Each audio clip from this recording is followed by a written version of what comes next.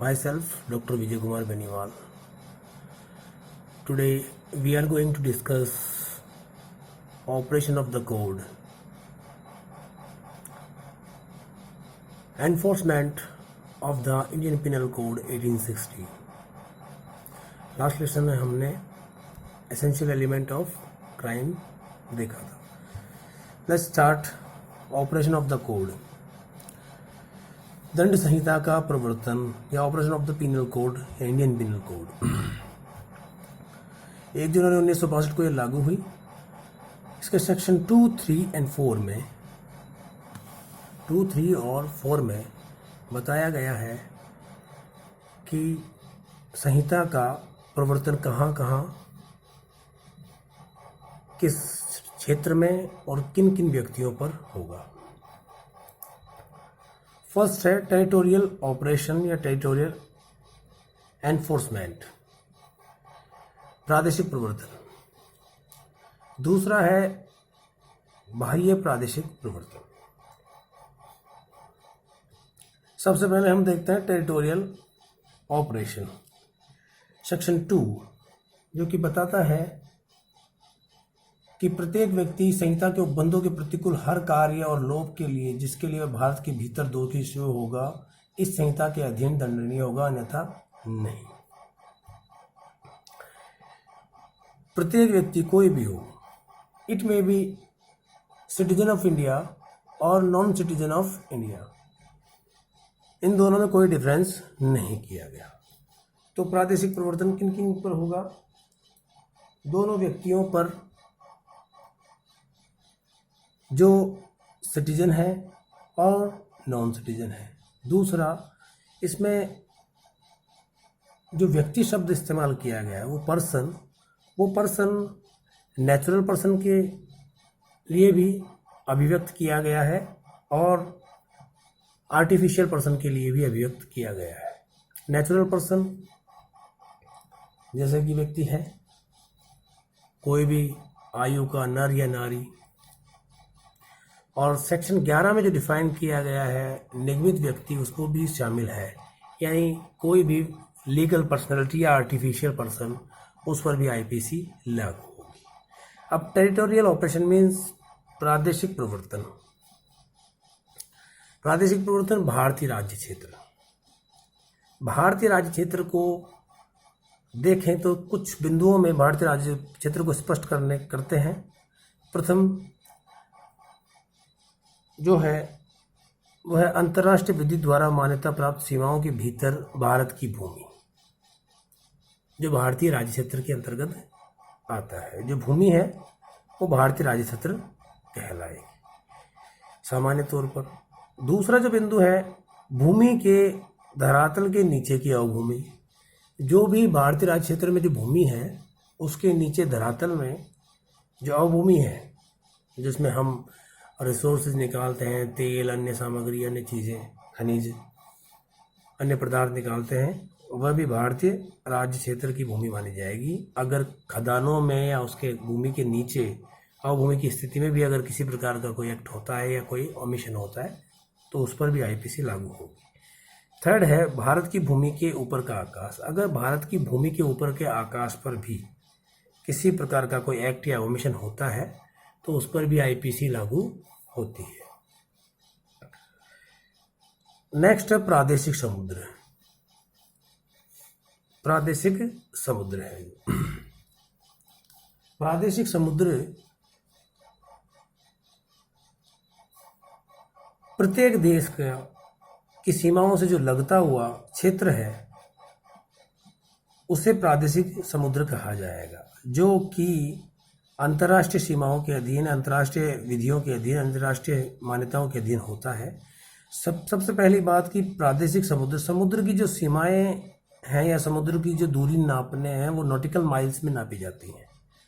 तो प्रादेशिक समुद्र हमारे तट क्षेत्र की, यानी जो बेस लाइन है, जो हमारी सीमा है उसकी बेस लाइन से 12 नॉटिकल मील्स प्रादेशिक समुद्र होता है. तो हमारी आईपीसी 12 नॉटिकल मील्स के अंतर्गत समुद्र के बेस लाइन से अगर किसी प्रकार का कोई एक्ट या ओमिशन होता है तो उसके अंतर्गत आईपीसी लागू होगी। ये 12 नॉटिकल माइल्स है। इसके अलावा समुद्र पर ही 3-4 जो पैरामीटर्स हैं वो डिसाइडेड किए गए हैं। 12 मीटर्स तक 12 नॉटिकल माइल्स तक प्रादेशिक समुद्र है।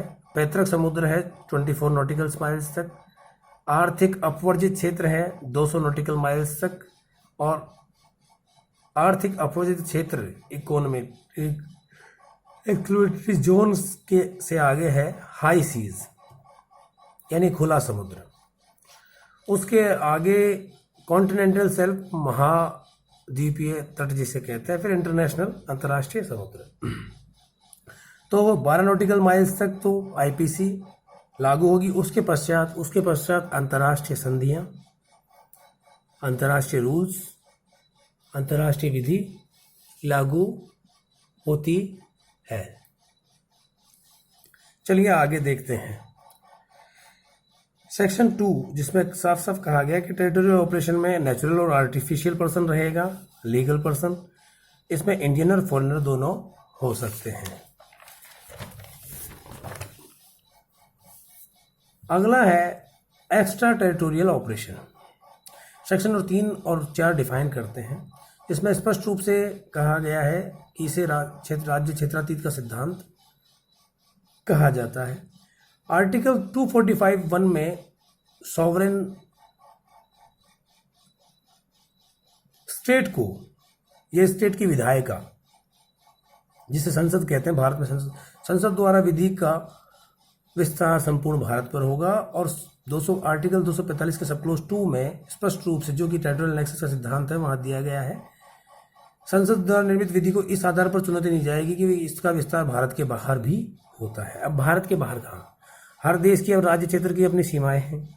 तो क्या दूसरे देश में भी हमारी भारत की संसद द्वारा बनाई गई विधि लागू हो सकती है? अगर हो सकती है तो कहाँ कहाँ हो सकती है, इसमें देखते हैं। एक तो जो भारत के बाहर का क्षेत्र है, उसमें सबसे पहले हम लेते हैं हाई सीज, खुला समुद्री क्षेत्र। इंटरनेशनल सीज, यहाँ पर भी कॉमन एरिया, जिन पर किसी भी राष्ट्र का या किसी भी राज्य का कोई अधिकारता नहीं है। आर्कटिक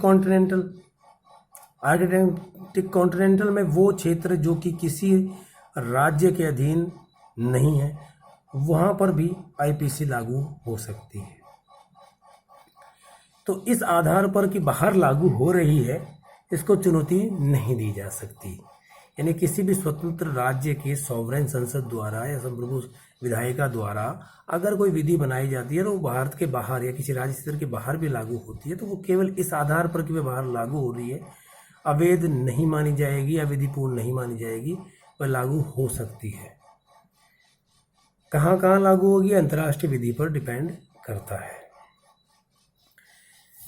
इसी में देखिए आगे जो डिफाइन किया गया है सेक्शन 4 में, an Indian at anywhere in the world, कोई भी भारतीय दुनिया के किसी भी कोने में आउट ऑफ इंडिया अगर कोई कार्य करता है जो कि भारत में अपराध है, अगर वो भारत से बाहर जाकर भी कोई कार्य करता है, तो उस पर आईपीसी ऐसे लागू होगी कि वह कार्य भारत में ही किया गया है। ऐसा इस सिद्धांत के तहत माना जाता है कि अगर कोई भारतीय भारत से बाहर भी अगर जाता है, तो वह अपनी विधि यानी भारतीय विधि अपने साथ लेकर जाता है। नेक्स्ट इसमें जो बिंदु है 4 में सबक्लोज 2 में, कि अगर भारत में रजिस्ट्रीकृत any person on any ship or aircraft which is registered in India commit any offense or act or omission which comes in any crime of under IPC,